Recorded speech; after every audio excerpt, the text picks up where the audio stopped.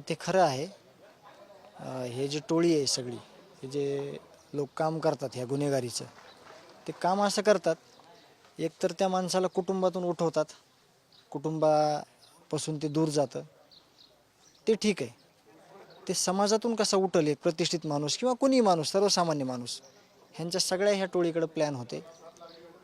मारायचं, हातपाय मोडायचे आणि एका कोणीतरी महिलेला मॅनेज करायचं, महिलेला, आणि त्यांच्यापाशी हा माणूस सोडायचा. म्हणजे तो ना घरचा ठेवायचा ना समाजाचा ठेवायचा.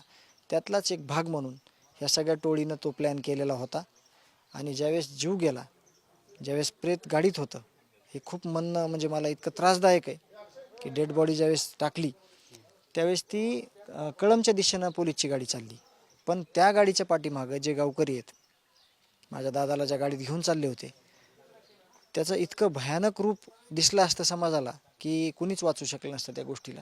मी देखील काय बोलू शकलो नसतो. तर आमच्या त्याच्या पाठीमागं गावकऱ्यांच्या ज्या गाड्या आहेत, त्या गाड्या इकडं का गाडी चालली आहे म्हणून पाठलाग करत होत्या. त्याच्यानंतर गाडी फिरवली गेली. म्हणजे हा देखील तोच प्लॅन होता आणि त्याच्यामुळेच हाणमार झालेली आहे आणि त्याच्यामुळे जीव गेलेला आहे असं या आरोपींना सिद्ध करायचं होतं. जे गावकरी आहेत माझे, त्या गावकऱ्यांना दुसऱ्या दिवसापासून सांगितलेली गोष्ट आहे. ती मागे देखील सांगितली आणि आज देखील हीच गोष्ट आहे आणि ती खरी आहे.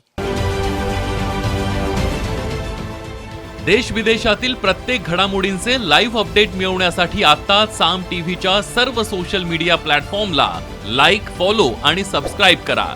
तसंच सर्व नोटिफिकेशनसाठी बेल आयकॉन प्रेस करायला विसरू नका.